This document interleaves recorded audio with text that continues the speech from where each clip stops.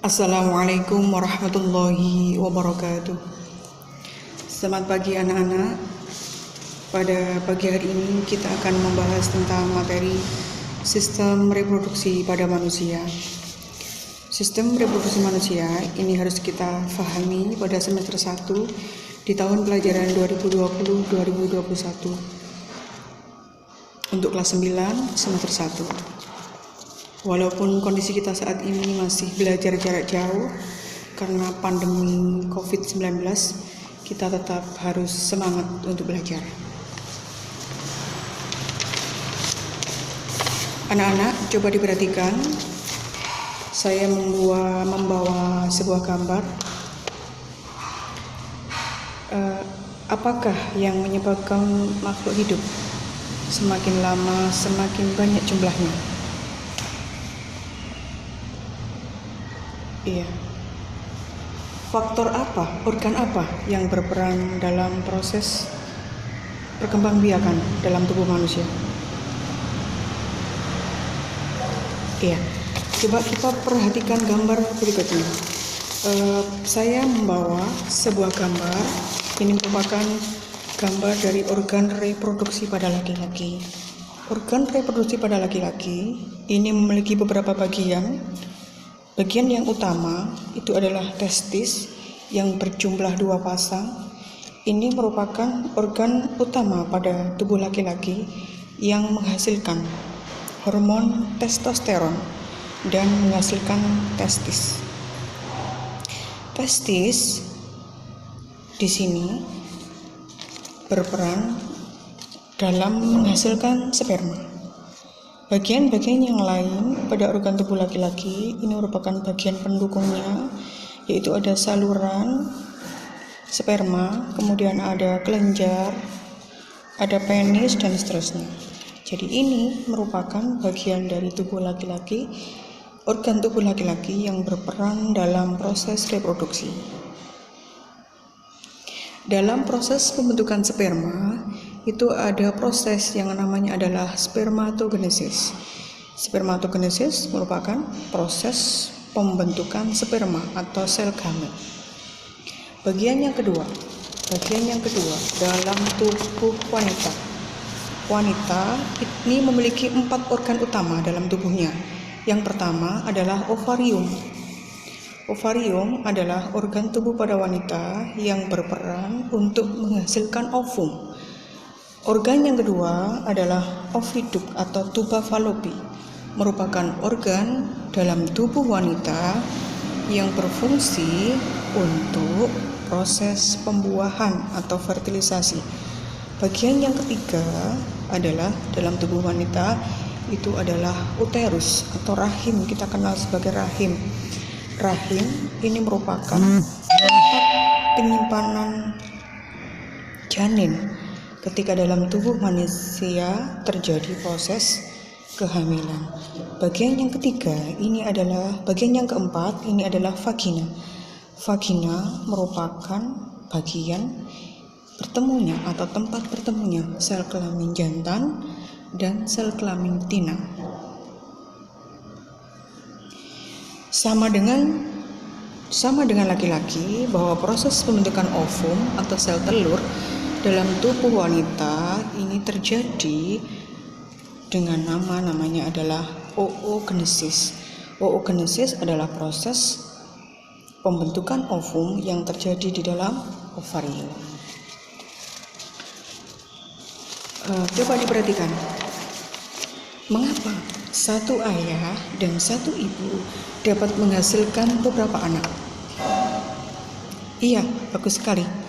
Jadi satu ayah dan satu ibu bisa menghasilkan 2 anak karena ayah memiliki organ reproduksi dan ibu juga memiliki organ reproduksi. Apakah nama organ reproduksi pada laki-laki? Organ reproduksi utama pada laki-laki namanya adalah testis. Ya, bagus sekali. Organ reproduksi pada wanita namanya adalah ovarium. Ovarium menghasilkan sel telur atau ovum, kemudian testis menghasilkan hormon testosteron dan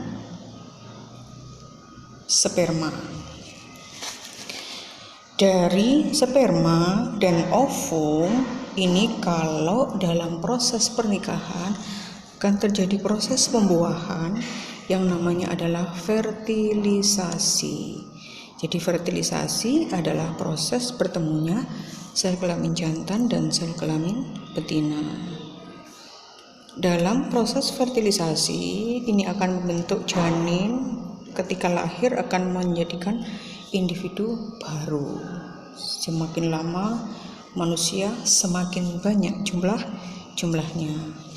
Kemudian dalam proses fertilisasi ini, ketika seorang wanita belum terjadi proses pernikahan sehingga tidak terjadi proses pembuahan, dan sel telur yang sudah diproduksi oleh ovarium tidak terjadi proses pembuahan, maka sel telur tersebut akan keluar atau luruh menjadi darah yang namanya adalah darah menstruasi. Ya, jadi darah menstruasi itu keluar dalam tubuh manusia dikarenakan ovum yang tidak dibuahi oleh sel sperma. Ya, coba diperhatikan anak-anak. Mengapa makhluk hidup itu semakin lama semakin banyak jumlahnya? Ya, bagus sekali, karena makhluk hidup itu mampu melakukan proses reproduksi. Organ apakah yang berperan dalam proses reproduksi pada wanita? Organ ovum yang berperan dalam proses reproduksi pada wanita. Ya, bagus sekali. Kemudian organ apa yang berperan dalam proses reproduksi pada laki-laki? Adalah testis. Ya, testis adalah organ reproduksi pada laki-laki yang mampu untuk menghasilkan sperma. Apakah yang dimaksud dengan spermatogenesis? Ya, bagus sekali. Spermatogenesis adalah proses pembentukan sperma. Apakah yang dimaksud dengan oogenesis? Oogenesis adalah proses pembentukan ovum atau sel telur. Ya, bagus sekali. Pintar sekali semuanya ya. Kemudian apakah yang dimaksud dengan menstruasi? Menstruasi adalah proses meluruhnya darah dari dinding endometrium karena sel telur tidak dibuahi oleh sel sperma. Iya, bagus sekali ya, pintar semuanya. Jadi, apa yang bisa kita ambil pelajaran dalam tubuh manusia yang itu merupakan organ ciptaannya Allah? Yang pertama adalah kita harus banyak-banyak bersyukur karena Allah memberikan organ dalam tubuh manusia yang sangat lengkap dan sempurna, sehingga kita mampu menghasilkan keturunan, berkembang biak, menghasilkan teman, dan seterusnya. Kemudian manfaat apa yang kita peroleh dari kita belajar organ reproduksi? Kita semuanya dapat menjaga organ reproduksi agar selalu sehat dalam tubuh kita. Jadi itu merupakan nikmat Allah yang tidak pernah bisa digantikan oleh hal yang lain. Sehingga dengan mensyukuri nikmat itu, kita harus rajin dan terus semangat untuk belajar. Demikian anak-anak materi pada pagi hari ini yang berkaitan dengan sistem reproduksi pada manusia. Tugas yang harus dikerjakan di rumah adalah yang pertama, coba ditulis semua. Yang pertama adalah tugasnya sebutkan organ reproduksi pada laki-laki dan fungsinya. Tugas yang kedua adalah sebutkan organ reproduksi pada wanita dan fungsinya. Nih, pintar sekali. Kemudian tugas yang ketiga, apakah perbedaan antara spermatogenesis dan oogenesis? Kemudian yang keempat, atau jelaskan apakah yang dimaksud dengan menstruasi.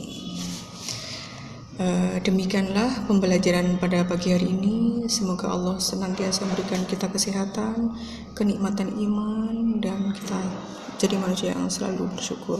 Assalamualaikum warahmatullahi wabarakatuh.